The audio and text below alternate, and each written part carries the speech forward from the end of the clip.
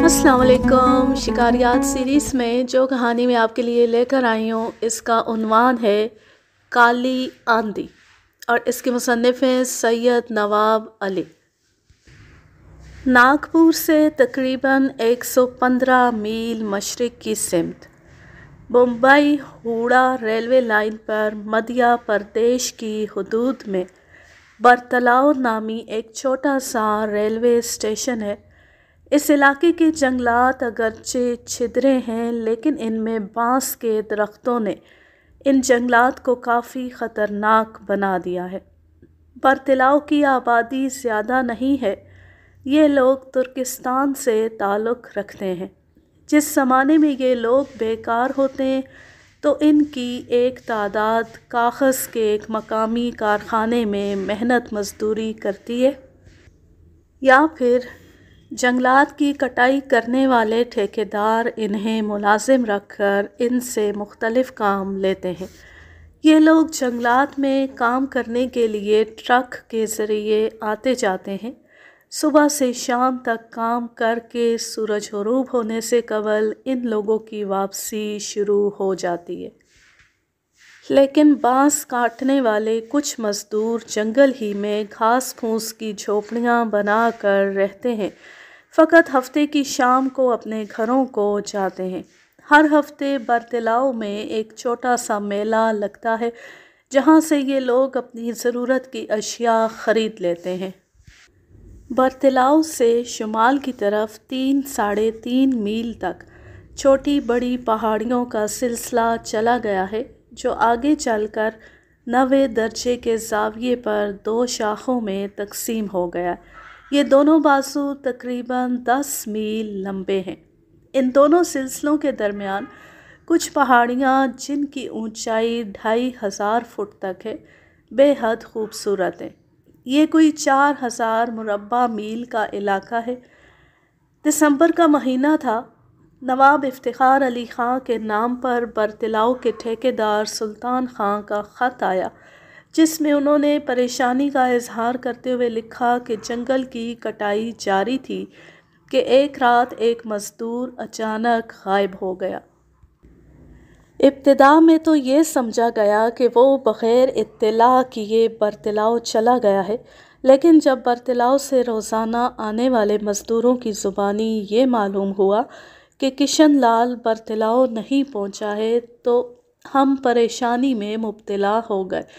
کشن لال کے ساتھ رہنے والے مزدوروں کا کہنا تھا کہ وہ رات کو کھانے سے فارغ ہو کر ہمارے ساتھ سویا تھا۔ ابھی ہم اس تشویش میں مبتلا ہی تھے کہ ایک رات جھونپڑیوں میں سوئے ہوئے مزدوروں میں سے ایک مزدور رام داس کسی ضرورت کے لیے جھونپڑی سے باہر نکلا اور غائب ہو گیا۔ اس کے غائب ہوتی مزدوروں میں خوف کی ایک لہر دوڑ گئی، اور اس کے بعد باقی مزدوروں نے مزید کام کرنے سے انکار کر کے اپنے بقایا جات فوری طور پر ادا کرنے کا مطالبہ کر دیا۔ میں نے انہیں کافی تسلی دینے کی کوشش کی، لیکن وہ اس قدر خوفزدہ ہو گئے تھے کہ اپنے بقایا جات چھوڑ کر بھاگنے لگے۔ اس وقت صرف 4 مزدور باقی رہ گئے ہیں۔ وہ بھی رات بھر الاؤ جلا کر رات گزارتے ہیں۔ رات بھر جاگنے کی وجہ سے دن میں کٹائی کا کام نہیں کر پاتے۔ یہاں عام خیال یہ ہے کہ اس جنگل میں کوئی آدم خور درندہ آ گیا ہے۔ ایسے میں آپ کی مدد مجھے تباہی سے بچا سکتی ہے۔ اگر مناسب تصور فرمائیں تو جلد آ جائیں۔ اگر خدا نخواستہ آپ نہ آئے تو جنگل کی کٹائی کا کام پر وقت ختم نہ ہو سکے گا اور مجھے لاکھوں روپے کا نقصان برداشت کرنا پڑ جائے گا۔ نواب افتخار علی خان نے یہ خط پڑھنے کے بعد مجھے ہدایت کی کہ میں فوراً برتلاؤ کے لیے روانہ ہو جاؤں اور وہاں سے ان کو حالات سے مطلع کروں، جس کے مطابق پروگرام بنایا جائے۔ میں نواب صاحب کی ہدایت کے مطابق روانہ ہو کر تیسرے دن برتلاؤ پہنچ گیا، اور جب میں نے سلطان خان سے اپنا تعارف کرایا تو ان کا چہرہ اچانک خوشی سے کھل اٹھا اور انہوں نے فوری طور پر میرے قیام کا انتظام کر دیا۔ رات میں نے برتلاؤ میں گزاری۔ رات میں نے برطلاؤ میں گزاری اور دوسرے دن صبح سویرے سلطان خان کے ہمراہ ان کے ٹرک پر سوار ہو کر جنگل میں پہنچ گیا، جہاں میں نے چاروں مزدوروں کو بے حد خوفزدہ پایا۔ میں نے انہیں اپنے وہاں پہنچنے کے مقصد سے آگاہ کیا تو وہ بظاہر تو کچھ مطمئن دکھائی دینے لگے، لیکن ان کے چہروں سے خوف کی پرچھائیوں میں کوئی خاص کمی دکھائی نہیں دی۔ میں نے سب سے پہلے جھونپڑی کے آس پاس کے علاقے کا اچھی طرح جائزہ لیا، لیکن یہ زمین چونکہ بے حد پتھریلی تھی، اس لیے اس پر کسی قسم کے نشانات نہ مل سکے۔ میں نے جب ان مزدوروں سے واقعات معلوم کرنے کی کوشش کی تو وہ کچھ زیادہ ہی خوفزدہ دکھائی دینے لگے۔ ان کی حالت دیکھ کر میں نے ادھر ادھر کی باتیں کر کے بات ٹال دی۔ جنگل بے حد گھنا ہونے کے باعث اس میں داخل ہونا خطرے سے خالی نہ تھا۔ جنگل کے جس حصے کے درخت کاٹے جا چکے تھے، میں نے وہاں تک درندوں کے پنجوں کے نشانات تلاش کیے، لیکن اس حصے میں بھی کوئی نشان نہ ملا۔ میں نے سلطان خان سے معلوم کیا کہ آپ کے خیال میں ان دو مزدوروں کے اچانک غائب ہو جانے کی کیا وجہ ہو سکتی ہے۔ سلطان خان سے میں نے یہ سوال اس لیے کیا تھا کہ اس سے قبل مجھے ایک اسی قسم کا واقعہ پیش آ چکا تھا، جس میں ایک ٹھیکیدار نے ٹھیکے کی بولی میں ناکام ہو کر کامیاب ہونے والے ٹھیکیدار کے آدمیوں کو اغوا کر لیا تھا، اور پھر کچھ مزدوروں کو کچھ دے دلا کر جنگل میں یہ فضا پیدا کر دی تھی کہ گمشدہ مزدوروں کو کوئی درندہ اٹھا کر لے گیا ہے۔ اس واقعے کی شہرت ہوتی سارے مزدور خوفزدہ ہو کر جنگل سے بھاگ گئے تھے، جس کے نتیجے میں جنگل کی کٹائی کا کام بند ہو گیا اور اس بیچارے کو لاکھوں روپے کا نقصان برداشت کرنا پڑا۔ سلطان خان نے یقین اور انتہائی اعتماد کے ساتھ بتایا کہ ایسی کوئی بات نہیں ہے، میرے دونوں مزدوروں کو کوئی درندہ اٹھا کر لے گیا ہے۔ یہاں سے بھاگنے والے مزدوروں میں سے ایک مزدور نے مجھے بتایا تھا کہ رات کے اندھیرے میں ہماری جھونپڑی میں اچانک کھڑبڑ ہوئی تھی، جسے سن کر میں یہ سمجھا تھا کہ ہمارا کوئی ساتھی کسی ضرورت کے لیے جھونپڑی سے باہر جا رہا ہے، لیکن چند منٹ کے بعد ہی مجھے جھونپڑی کے باہر سے ایسی آوازیں آئیں جیسے کوئی کسی کا گلا دباتا ہے۔ اس آواز کو سن کر سب مزدور بیدار ہو گئے تھے، ہر شخص خوف کے مارے کانپ رہا تھا۔ جھونپڑی میں روشنی نہ ہونے کے باعث ہم ایک دوسرے کو درندہ سمجھ رہے تھے۔ خوف کے مارے سانس لیتے ہوئے بھی ڈر لگ رہا تھا، پورا جسم بے قابو سا ہونے لگا تھا۔ ہر شخص کو اپنی موت سر پر منڈلاتی ہوئی محسوس ہو رہی تھی۔ کسی میں اتنی ہمت نہ تھی کہ وہ جھونپڑی سے باہر نکل جاتا۔ سب پر یہ کیفیت کوئی 15-20 منٹ تک جاری رہی، لیکن یہ 15-20 منٹ کئی گھنٹوں کے برابر تھے۔ ہم سب پر سکتہ سا طاری تھا کہ ہم میں سے ایک مزدور اپنے ہاتھوں پیروں پر چلتا ہوا جھونپڑی سے باہر نکل گیا، جسے دیکھ کر ہم یہ سمجھے کہ کوئی درندہ باہر جا رہا ہے۔ حالانکہ وہ مزدور اپنی جان بچانے کے لیے ہمت کر کے جھونپڑی سے باہر نکلا تھا۔ یہ سب کچھ ایک اتفاق کی بات تھی کہ اس مزدور میں اتنی ہمت نہ تھی کہ وہ کھڑا ہو کر جھونپڑی سے باہر نکلتا۔ اس کے باہر نکلتی ہم سب کے جسموں میں ایک بار پھر جان آ گئی اور سب شور مچاتے ہوئے جھونپڑی سے باہر نکل آئے، جہاں اپنے ساتھی کو ایک درخت سے سہارا لیے کھڑا پایا۔ اس کے بعد مزدوروں نے الاؤ روشن کر لیا اور اس کے چاروں طرف بیٹھ کر باقی رات گزاری۔ میں نے سلطان خان کی زبانی یہ تفصیل سن کر یقین کر لیا کہ جنگل میں کوئی آدم خور درندہ آ گیا ہے۔ دوسرے دن میں نے سلطان خان سے کہا کہ میں جنگل میں جا کر وہاں کا جائزہ لینا چاہتا ہوں، لیکن میرے ساتھ کم از کم 4 جوان ہونے چاہیے تاکہ وہ میری مدد کر سکیں، لیکن سلطان خان نے نوجوان فراہم کرنے سے معذوری ظاہر کرتے ہوئے کہ ان مزدوروں میں تو اتنی ہمت باقی نہیں رہی ہے کہ وہ آپ کے ساتھ جنگل میں جا سکیں، وہ پہلے ہی ادموہے ہو رہے ہیں، البتہ میں آپ کے ہمراہ چلنے پر تیار ہوں۔ ویسے بھی میں آپ کو تنہا جنگل میں نہیں جانے دوں گا، خدا نہ خواستہ کوئی بات ہو گئی تو میں نواب صاحب کو کیا منہ دکھاؤں گا۔ حالات سے مجبور ہو کر سلطان خان کو ساتھ لے کر میں جنگل میں داخل ہو گیا۔ جنگل واقعی بے حد خطرناک نکلا۔ قدم قدم پر جھاڑیوں میں سانپ جھول رہے تھے۔ سلطان خان رامپور کے اعلیٰ خاندان سے تعلق رکھتے تھے۔ میں سمجھ رہا تھا کہ یہ حضرت بہت جلدی خوفزدہ ہو کر واپسی کا مطالبہ کر بیٹھیں گے، لیکن میرا یہ خیال غلط ثابت ہوا۔ سلطان خان مجھ سے آگے آگے چل رہے تھے اور نہ ہی ان کے چہرے سے کسی قسم کا خوف عیاں ہو رہا تھا۔ انہیں دیکھ کر میری ہمت بھی بڑھ رہی تھی۔ ایک مقام پر پہنچ کر سلطان خان چلتے چلتے رک گئے۔ میں چونکہ ان کے پیچھے پیچھے تیز چل رہا تھا، ان کے اس طرح اچانک رک جانے سے میں بری طرح ان سے ٹکرا گیا، لیکن انہوں نے مجھ سے معذرت کرنے کے بجائے جلدی سے ایک درخت کی طرف اشارہ کیا۔ میں نے چونک کر درخت کی طرف دیکھا۔ یہ ایک بہت ہی پرانا پیپل کا درخت تھا، جس کی ایک موٹی شاخ پر ایک چیتا بیٹھا ہوا تھا۔ چیتے کے بیٹھنے کا انداز بتا رہا تھا کہ وہ ہم دونوں پر حملہ کرنے کے لیے بالکل تیار ہے۔ میں نے اس کے سینے کی بائیں جانب کا نشانہ لے کر فائر کر دیا، لیکن وہ گولی چلتے ہی اچانک اچھلا اور برابر والی شاخ میں لٹک گیا۔ میں نے جلدی سے دوسرا فائر کیا۔ یہ گولی صحیح نشانے پر لگی تھی۔ گولی لگتے ہی چیتا زمین پر آ پڑا۔ اس کے گرتے ہی سلطان خان نے اپنی بلم سے اس پر پوری طاقت سے حملہ کر دیا۔ چیتا کسی قسم کی آواز نکالے بغیر ٹھنڈا ہو گیا۔ اس کے بعد سلطان خان اور میں چیتے کو وہاں سے اٹھا کر مزدوروں کی جھونپڑیوں تک لے آئے، جسے دیکھ کر چاروں مزدور خوشی سے ناچنے لگے۔ میں ان بیچاروں کی خوشی دیکھ کر ایک خاص قسم کی مسرت محسوس کر رہا تھا۔ سلطان خان نے مجھے بیتابی کے عالم میں اپنے سینے سے لگا لیا۔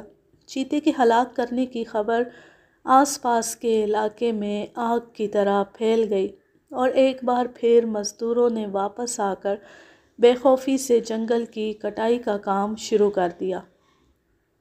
2 دن قیام کرنے کے بعد میں چیتے کی کھال ساتھ لے کر مالیر کوٹلہ واپس آ گیا اور نواب صاحب کو سارا واقعہ سنا کر مطمئن کر دیا۔ پورا 1 ہفتہ بھی نہیں گزرا تھا کہ برطلاؤ کے جنگل کے ٹھیکیدار سلطان خان کا خط آ گیا، جس میں انہوں نے لکھا تھا کہ میں آپ کا بے حد مشکور ہوں کہ آپ نے میری فرمائش پر اتنی تکلیف اٹھائی کہ برطلاؤ تشریف لا کر انسانی جانیں بچانے کے لیے اپنی جان خطرے میں ڈال دی، لیکن جس مسئلے کے حل کے لیے میں نے آپ کو تکلیف دی تھی وہ تو جوں کا توں موجود ہے۔ آپ نے چیتے کی مادہ کو ہلاک کیا۔ مادہ کی ہلاکت کے بعد آدم خور چیتے نے تو پورے علاقے میں ہر طرف تباہی پھیلا دی ہے۔ خوف کے مارے گاؤں کے گاؤں خالی ہو گئے ہیں۔ مزدور نہ ہونے کے باعث جنگل کاٹنے کا کام ایک بار پھر بالکل بند ہو گیا ہے۔ برطلاؤ میں بس 2-4 گھر آباد ہیں، جن کے مکین سر شام ہی اپنے مکانوں کی چھتوں پر چڑھ کر بیٹھ جاتے ہیں۔ اگر آپ ایک بار پھر تکلیف فرمائیں تو نہ صرف میری بلکہ اس پورے علاقے کی ایک بہت بڑی مشکل آسان ہو جائے گی۔ میں سلطان خان کا خط ملتے ہی نواب صاحب کی اجازت سے ایک بار پھر برطلاؤ روانہ ہو گیا۔ میں جب برطلاؤ پہنچا تو اس وقت شام کے 6 بجنے والے تھے۔ سورج آدھے سے زیادہ غروب ہو چکا تھا۔ سردی کا موسم تھا۔ سرد ہوائیں چلنا شروع ہو گئی تھیں۔ میں جب آبادی میں داخل ہوا تو میری جیپ کی آواز سن کر 10-12 افراد گھروں سے باہر نکل آئے اور دیکھتے ہی دیکھتے میری جیپ کے چاروں طرف جمع ہو گئے، اور جب میں جیپ سے اترا تو وہ مجھے پہچان کر زندہ آباد کے نعرے لگانے لگے۔ مجھے یہ نعرے سن کر ایک روحانی مسرت ہوئی اور میں وہاں موجود ہر ایک شخص سے گلے ملنے لگا۔ کچھ ہی دیر بعد سلطان خان وہاں آ گئے اور مجھے اپنے ساتھ لے کر اپنے مکان پر پہنچے۔ میں نے راستے کی تھکان اتارنے کے لیے اپنا پائپ پینا شروع کر دیا۔ سلطان خان نے مجھے چیتے کی بہادری اور ظالمانہ حملوں کے واقعات سنانا شروع کر دیے۔ انہوں نے بتایا کہ آپ کے یہاں سے جانے کے بعد آدم خور چیتے نے صرف ایک ہفتے بعد ہی میرے ایک مزدور پر حملہ کیا اور اسے اٹھا کر جنگل میں لے گیا۔ اس واقعے کے فوراً بعد ہی سارے مزدور اپنے اوزار چھوڑ چھاڑ کر بھاگنے لگے۔ میں نے انہیں آپ کے یہاں بلانے کا یقین دلا کر تسلی دینے کی بہت کوشش کی، لیکن وہ بھلا موت کے سامنے کیسے رکتے؟ آخر مجبور ہو کر میں بھی واپس آ گیا۔ اس کے بعد آدم خور چیتے نے آبادی میں حملے شروع کر دیے اور اب تک 20 افراد کو موت کے گھاٹ اتار چکا ہے۔ اس مرتبہ اس کے حملوں میں بہت زیادہ تیزی آ گئی ہے۔ ممکن ہے وہ اپنی مادہ کا انتقام لے رہا ہو۔ پرسوں میں نے 2 مزدوروں کی خوشامد کر کے انہیں بیل گاڑی کے ذریعے جنگل سے کٹے ہوئے بانس لینے کے لیے بھیجا تھا۔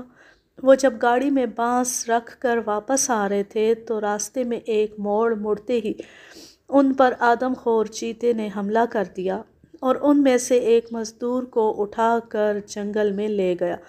دوسرا مزدور گاڑی وہیں چھوڑ کر پیدل بھاگتا ہوا آبادی میں واپس آ گیا اور سارا واقعہ مجھے بتایا۔ مزدور کے گھر والے میرے پیچھے پڑ گئے اور معاوضے کی رقم اور لاش لانے کا مطالبہ کرنے لگے۔ میں نے لاش لانے کا بہت بڑا معاوضہ دینے کا وعدہ کیا، لیکن یہاں سے کوئی بھی جنگل میں لاش تلاش کرنے کے لیے جانے پر تیار نہ ہوا۔ میں نے مقتول مزدور کے ورثاء کو 5000 روپے دے کر اپنی جان چھڑائی۔ کلگوڑا سے برتلاؤ آنے والے بیل گاڑیوں کے راستے پر اونچی نیچی گھاس اگی ہوئی تھی۔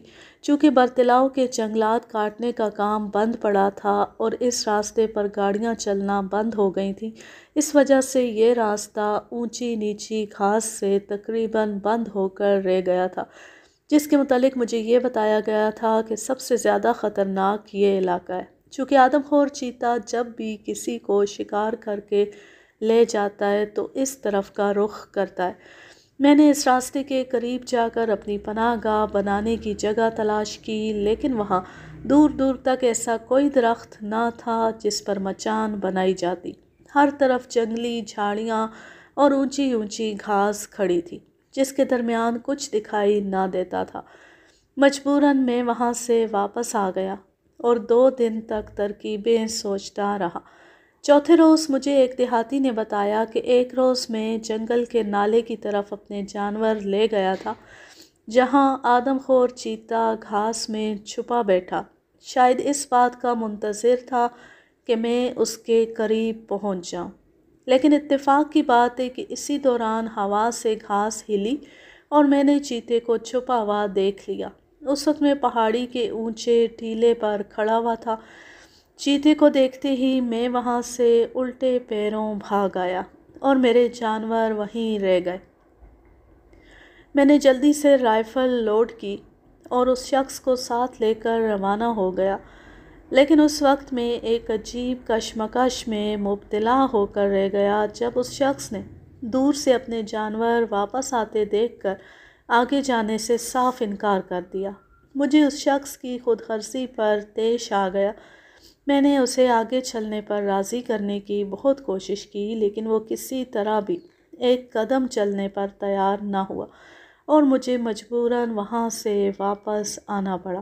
میں نے سلطان خان کو صحیح صورتحال سے آگاہ کیا تو وہ سر جھکا کر خاموش بیٹھ گئے اور کچھ دیر بعد بولے، آپ فکر مند نہ ہوں، یہ گاؤں کے جاہل لوگ ہیں، یہ بیچارے یہ بھی نہیں سمجھتے کہ آپ انہی کی جان بچانے کے لیے اپنی جان خطرے میں ڈالے ہوئے ہیں۔ بہرحال آج آپ آرام کریں، کل تک میں 2-4 آدمیوں کو آپ کی مدد کے لیے تیار کر لوں گا۔ میں نے کافی سوچ بچار کے بعد فیصلہ کر کے ان سے کہا کہ تم 4 موٹے موٹے بانس منگوا لو اور صبح ہی کلگوڑا والے راستے کے قریب انہیں گاڑ کر اس پر مچان تیار کر دو، لیکن مچان اس طرح بنائی جائے کہ دیکھنے والے اسے درخت سمجھیں۔ اس کے چاروں طرف گھاس پھوس اس طرح باندھ دیا جائے کہ اس کے درمیان بیٹھا ہوا آدمی بالکل دکھائی نہ دے۔ دوسرے دن صبح سلطان خان ٹرک کے ذریعے 10-12 آدمیوں کو ساتھ لے کر مچان باندھنے کے لیے جنگل میں پہنچ گئے اور میں آرام کر رہا تھا کہ سلطان خان گھبرائے ہوئے میرے پاس آئے اور بتایا کہ مزدور بانس گاڑنے کے لیے زمین کھود ہی رہے تھے کہ اچانک آدم خور چیتا وہاں آ گیا اور دیکھتے ہی دیکھتے ایک مزدور کو اٹھا کر گھسیٹتا ہوا جنگل میں لے گیا۔ وہاں موجود دوسرے مزدور سکتے کے عالم میں اسے لے جاتا دیکھتے رہے۔ میں اس وقت ٹرک میں بیٹھا ہوا تھا۔ میں نے کافی شور کیا لیکن چیتے نے میری طرف منہ اٹھا کر بھی نہیں دیکھا، صرف غراتا رہا جیسے میرے شور کرنے سے وہ ناراض ہو رہا ہو۔ اس کے بعد سب مزدوروں کو ٹرک میں بٹھا کر واپس لے آیا ہوں۔ کیا آپ اس بیچارے کو موت سے بچا سکیں گے؟ میں نے سلطان خان کی طرف دیکھا اور ان سے کہا کہ اب اس کی جان بچانا بھلا کیسے ممکن ہے؟ آدم خور چیتا اسے اب تک ہلاک کر چکا ہوگا۔ بہرحال میں ہلاک ہونے والوں کا اس چیتے سے انتقام ضرور لوں گا۔ میرے لیے سب سے بڑا مسئلہ یہ تھا کہ اس جنگل میں دور دور تک کوئی ایسا درخت نہ تھا جس پر بیٹھ کر مچان تیار کرانے کی ترکیب بھی فیل ہو چکی تھی، اور اب بظاہر کوئی ایسی ترکیب نہ تھی جس کے ذریعے کامیابی حاصل کی جاتی۔ میں شدید دماغی کشمکش میں مبتلا ہو کر رہ گیا۔ آخر حالات سے مجبور ہو کر میں نے گاؤں کے سب لوگوں کو جمع کر کے انہیں ہدایت کر دی کہ وہ کسی قیمت پر گھروں سے باہر نہ جائیں تاکہ چیتا بھوک سے مجبور ہو کر آبادی میں آ جائے۔ دیہاتیوں نے میری ہدایت پر پوری طرح عمل کیا، لیکن میری یہ ترکیب بھی ناکام ہو گئی۔ 3 دن تک انتظار کرنے اور رات رات بھر جاگنے کے باوجود چیتا آبادی کی طرف نہ آیا۔ میں سخت الجھن میں مبتلا ہو کر رہ گیا، کیونکہ اب ایسی کوئی ترکیب میرے دماغ میں باقی نہیں رہی تھی جس کے ذریعے کامیابی حاصل کر لی جاتی۔ میری ناامیدی سے سلطان خان بھی بہت پریشان ہو گئے۔ وہ بار بار مجھ سے پوچھتے اب کیا ہوگا؟ گاؤں کے جو 2-4 گھر آباد رہ گئے ہیں وہ بھی یہاں سے جانے کی تیاری کر رہے ہیں۔ شام کے وقت گاؤں کے ایک آدمی نے مجھے آ کر بتایا کہ آپ کی ہدایت کے مطابق گاؤں کا کوئی شخص گھر سے باہر نہیں نکلا، البتہ سب نے صبح ہی صبح اپنے اپنے جانور کھول کر جنگل کی طرف ہنکا دیے تھے۔ اب شام کو جب جانور واپس آئے ہیں تو میری ایک گائے واپس نہیں آئی۔ ایسا معلوم ہوتا ہے کہ بھوک سے بیتاب ہو کر اسے چیتے نے کھا لیا۔ گائے کا چھوٹا سا بچہ آسمان کی طرف منہ اٹھا اٹھا کر اپنی ماں کو آوازیں دے رہا ہے۔ میں نے اللہ کا نام لیا اور رائفل لوڈ کر کے جنگل کی طرف روانہ ہو گیا۔ چلتے وقت میں نے دل میں فیصلہ کر لیا تھا کہ آج تو اس دنیا میں نہیں یا پھر یہ خونخوار چیتا زندہ نہیں رہے گا۔ میں اونچی نیچی جھاڑیوں کے درمیان سے بڑی احتیاط کے ساتھ آگے بڑھ رہا تھا کہ مجھے اپنی پشت کی طرف سے تلیروں کے زور زور سے بولنے کی آوازیں آنا شروع ہو گئیں۔ ان آوازوں کو سن کر مجھے یقین ہو گیا کہ چیتا اسی طرف کہیں آس پاس ہی موجود ہے۔ میں قریب کی پہاڑی پر چڑھ گیا اور چاروں طرف غور سے دیکھنے لگا۔ چیتے کا کہیں دور دور تک پتہ نہ تھا۔ میں یہ سمجھنے سے قاصر تھا کہ آخر یہ دلیر شور کیوں مچا رہے ہیں۔ کچھ ہی دیر بعد سورج اپنی منزل پر پہنچ کر آنکھوں سے اوجھل ہو گیا اور چاروں طرف اندھیرا چھا گیا اور جھاڑیوں سے جھینگروں نے رات ہونے کا اعلان کرنا شروع کر دیا۔ اچانک مجھے اپنی غلطی کا احساس ہوا کہ مجھے اس سنسان جگہ سے رات ہونے سے قبل ہی واپس چلا جانا چاہیے تھا، لیکن مرتا کیا نہ کرتا۔ میں نے حالات کی نزاکت کو محسوس کر کے واپسی کا ارادہ کیا اور پہاڑی سے بڑی احتیاط کے ساتھ نیچے اترنے لگا۔ ابھی میں پوری طرح نیچے نہیں پہنچا تھا کہ اچانک اندھیرے میں مجھے 2 روشنیاں دکھائی دیں، جنہیں دیکھ کر میں نے یقین کر لیا کہ یہ چیتا ہے جو میری بو سونگھ کر میری طرف آنے کی تیاری کر رہا ہے۔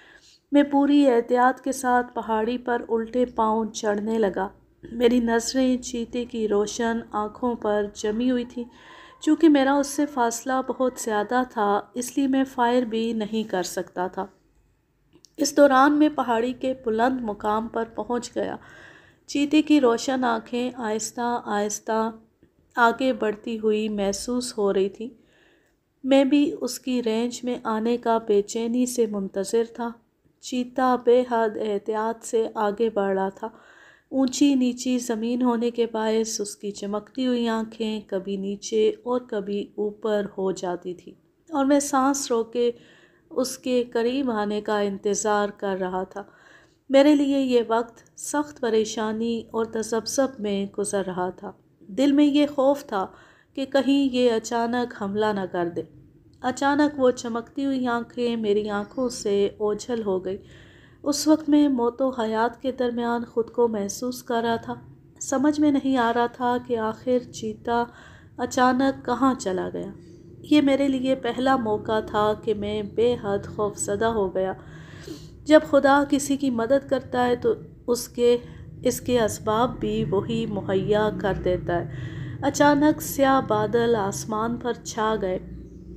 میں بادلوں کو دیکھ کر گھبرا گیا کہیں بارش شروع نہ ہو جائے۔ اچانک بجلی بڑے زور سے کڑکی اور میں نے بجلی کی روشنی میں جو دیکھا تو ایک بھیڑیا جس پہاڑی پر میں بیٹھا تھا اس کے بالکل نیچے کھڑا دکھائی دیا۔ میں نے بغیر سوچے سمجھے اس پر فائر کر دیا۔ بھیڑیا گولی کھاتی ایک سکند لگا کر مجھ پر کود پڑا۔ میں اپنی جگہ سے ایک دم پیچھے ہٹ گیا اور بھیڑیا پوری طاقت سے پہاڑی کے ایک بہت بڑے پتھر سے ٹکرا کر کھڈ میں جا گرا۔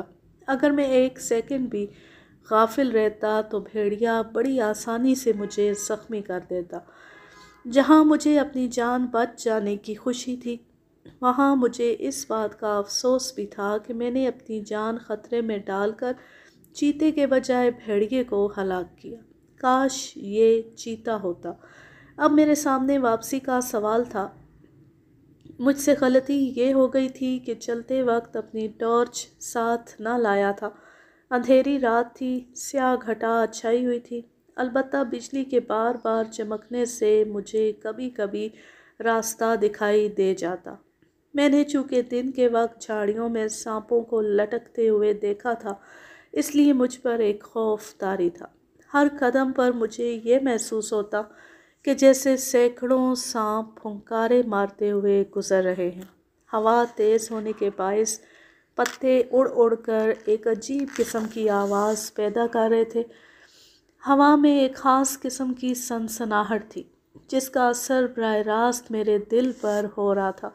میری قیام گاہ کا فاصلہ زیادہ نہ تھا لیکن چونکہ میں پوری طرح احتیاط کے ساتھ قدم اٹھا رہا تھا اس لیے یہ فاصلہ میرے لیے قیامت بن کر رہ گیا۔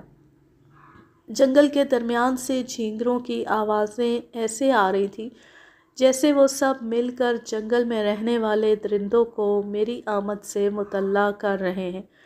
چلتے چلتے میں ایک بڑی اور خاردار جھاڑی سے ٹکرا گیا۔ میرے ہاتھ سے رائفل چھوٹ کر دور جا گری۔ جھاڑی کے کانٹوں سے میرا چہرہ اور جسم بری طرح زخمی ہو گیا۔ میں زخموں کی تکلیف کی پرواہ کیے بغیر بجلی کی سی تیزی کے ساتھ زمین سے اٹھا اور رائفل تلاش کرنے لگا۔ اندھیرے میں بمشکل تمام رائفل کچھ فاصلے پر پڑی ہوئی ملی۔ اسے اٹھانے کے بعد مجھے اپنی غلطی کا احساس ہو گیا کہ میں مڑنے کی بجائے سیدھا چل کر جھاڑی سے ٹکرا گیا تھا۔ خدا خدا کر کے اپنی قیام گاہ پر پہنچا جہاں سلطان خان بے چینی کے عالم میں ٹہل رہے تھے۔ وہ مجھے دیکھتی ذرا تلخ لہجے میں کہنے لگے، نواب علی صاحب آپ بھی کمال کرتے ہیں۔ مجھے ساتھ لیے بغیر ہی آپ جنگل میں چلے گئے۔ میں تو یہ سمجھا تھا کہ آپ اس شخص سے صرف معلومات حاصل کرنے جا رہے ہیں۔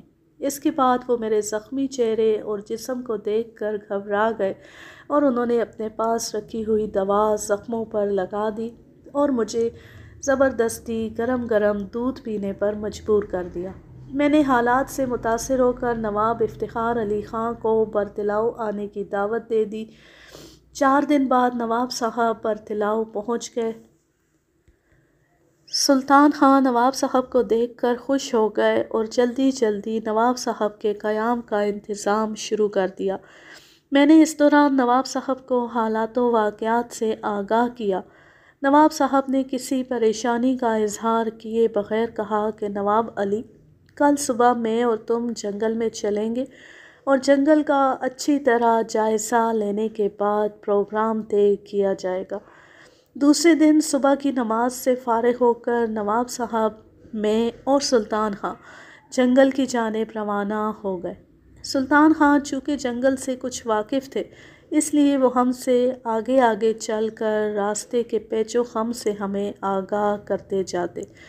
میں نے سلطان خان کو ہدایت کی کہ وہ ہمیں اس پرانے پیپل کے درخت تک لے چلیں جس پر میں نے مادہ چیتے کو ہلاک کیا تھا۔ ہم لوگ خاردار جھاڑیوں سے خود کو بچاتے ہوئے پیپل کے پرانے درخت تک پہنچ گئے۔ میں نے نواب صاحب سے کہا کہ میرا خیال ہے کہ یہ درخت مچان کے لیے مناسب رہے گا۔ اوپر سے یہ اس قدر گھنا ہے کہ اس میں ہماری مچان پوری طرح چھپ جائے گی۔ نواب صاحب فوراً ہی میرے خیال سے متفق ہو گئے اور پھر ہم سب نے مل کر مچان تیار کر لی۔ میں اس موقع پر اس بات کا اظہار کیے بغیر نہ رہ سکوں گا کہ نواب صاحب شکار کے پروگرام کے دوران اپنی حیثیت کو فراموش کر کے دوسرے شکاریوں کی طرح کام کرتے ہیں۔ انہوں نے مجھے کبھی یہ محسوس تک نہ ہونے دیا کہ میں ان کا ملازم ہوں۔ میں یا کوئی دوسرا شکاری ساتھی مچان تیار کرنے کا سامان اٹھاتا تو نواب صاحب بھی وزن اٹھانے یا درخت پر چڑھ کر مچان کی رسیاں باندھنے میں بھرپور تعاون کرتے۔ انہوں نے کبھی ساتھی پر اپنے رتبے کا اظہار نہیں ہونے دیا۔ جو چیز بھی ہلاک کی جاتی اسے اٹھانے اور اپنی قیام گاہ تک اٹھا کر لے جانے میں کسی قسم کا عار محسوس نہ کرتے۔ ہر شخص کے مشورے کو اہمیت دیتے۔ تھوڑی سی دیر میں مچان تیار ہو گئی اور اس کے بعد ہم لوگ وہاں سے واپس آ گئے۔ نواب صاحب نے شام سے قبل پروگرام کے مطابق ایک بکری منگوا کر مچان کے نیچے بندھوا دی اور پھر شام ہوتی ہم تینوں مچان پر جا بیٹھے۔ جنگل کی شام بے حد سہانی ہوتی ہے۔ جنگلی درختوں کے پھولوں کی خوشبو سے پورا جنگل مہک جاتا ہے۔ ننھے منھے پرندے اپنے اپنے آشیانوں میں جانے سے قبل درختوں پر بیٹھ کر اپنی اپنی بولیوں میں رب العزت کی ثنا کرتے ہیں۔ اس وقت ایک انتہائی دل فریب سما بن جاتا ہے۔ ٹھنڈی ٹھنڈی ہوا پھولوں کی بھینی بھینی خوشبو ساتھ لے کر آتی ہے تو دل و دماغ تازگی محسوس کرتے ہیں۔ کچھ ہی دیر بعد شفق کی سرخی نے ہر چیز کو اپنے رنگ میں رنگ لیا۔ یہ اس قدر دل فریب منظر تھا کہ ہم سب اس میں کھو کر رہ گئے۔ مچان کے نیچے بندھی ہوئی بکری سر جھکائے جگالی کر رہی تھی۔ اسے تنہائی کا ذرا بھی احساس نہ تھا۔ دیکھتے ہی دیکھتے سورج اپنی منزل کی طرف اس طرح بڑھا کہ ہر چیز نے اس کے حجر میں سیاہ لباس پہن لیا اور پھر ہر طرف سے جھینگروں نے مل کر رات ہونے کا اعلان شروع کر دیا۔ نواب صاحب سکون کے ساتھ بیٹھے پائپ پی رہے تھے کہ اچانک مشرق کی طرف سے سیاہ گھٹا اٹھتی ہوئی دکھائی دی۔ ہم سب کے پاس چونکہ برساتیاں موجود تھیں اس لیے ہم گھٹا سے بالکل خوفزدہ نہ ہوئے، لیکن اچانک تیز ہوا کے جھونکوں نے ہماری مچان کو جھولا بنا دیا اور دیکھتے ہی دیکھتے اس قدر تیز کالی آندھی آئی کہ ہمارے چاروں طرف کے چھوٹے بڑے درخت جڑوں سے اکھڑ اکھڑ کر گرنے شروع ہو گئے۔ ہمیں کچھ دکھائی نہیں دے رہا تھا۔ مچان تیز ہوا سے ٹکرا کر کبھی ایک طرف اور کبھی دوسری طرف جھک جاتی تھی۔ درختوں کی ٹوٹی ہوئی شاخیں ہوا کے ساتھ ہم پر گر رہی تھیں۔ جنگل کے ہر طرف سے درختوں کے گرنے کی آوازیں دل دہلانے لگیں۔ بڑے بڑے درخت اس طرح اکھڑ اکھڑ کر ہوا میں اڑ رہے تھے جیسے تنکے اڑتے ہیں۔ ہم تینوں کی جو حالت تھی وہ بیان سے باہر ہے۔ سوائے دعائیں پڑھ پڑھ کر پھونکنے کے علاوہ ہم کر بھی کیا سکتے تھے؟ سلطان خان سجدے میں جھکے کلمہ پڑھنے میں مصروف تھے۔ وہ شاید زندگی سے بالکل ہی مایوس دکھائی دینے لگے۔ خدا خدا کر کے کوئی 1 گھنٹے بعد آندھی ختم ہوئی اور ہمیں کچھ سکون ہوا۔ آندھی نے شکار کا پروگرام تو ختم کر دیا تھا، البتہ ہم سب صبح ہونے کا بے چینی سے انتظار کر رہے تھے۔ سورج کی پہلی کرن نکلتے ہی ہم مچان سے نیچے اتر کر اپنی قیام گاہ کی طرف روانہ ہو گئے۔ راستے میں جگہ جگہ درخت پڑے ہوئے تھے جن کی وجہ سے ہمارا چلنا دشوار ہو رہا تھا۔ ابھی ہم نصف راستہ طے کر پائے تھے کہ چلتے چلتے سلطان خان اچانک پوری طاقت سے چیخ کر بولے، نواب صاحب یہ دیکھیے، چیتا اپنی موت آپ مر گیا۔ ہم نے جلدی سے آگے بڑھ کر دیکھا، چیتے کے اوپر ایک بہت بڑے درخت کا تنا پڑا ہوا تھا جس کے وزن سے چیتے کا جسم بری طرح کچل گیا تھا۔ چیتے کو دیکھ کر ہم سب خوش ہو گئے اور خدا کا شکر ادا کرتے ہوئے اپنی قیام گاہ پر واپس ہوئے اور دوسرے دن وہاں سے مالیر کوٹلہ روانہ ہو گئے۔ اس کہانی کا ماخذ ہے کالی آندھی، راوی ہیں سید نواب علی، تحریر ہے قمر نقوی امروہوی کی، سن 1984۔ اب میں لیتی ہوں آپ سے اجازت، جہاں رہیں خوش رہیں، شاد و آباد رہیں، ہنستے مسکراتے رہیں، اور اگر یہ کہانی یا میرا انداز پسند آئے تو اس چینل کو سبسکرائب ضرور کر لیں اور بیل آئیکن کو ضرور پریس کریں تاکہ آنے والی ہر نیو ویڈیو کی نوٹیفیکیشن آپ کو بر وقت ملتی رہے۔ اللہ حافظ، اللہ نگہبان۔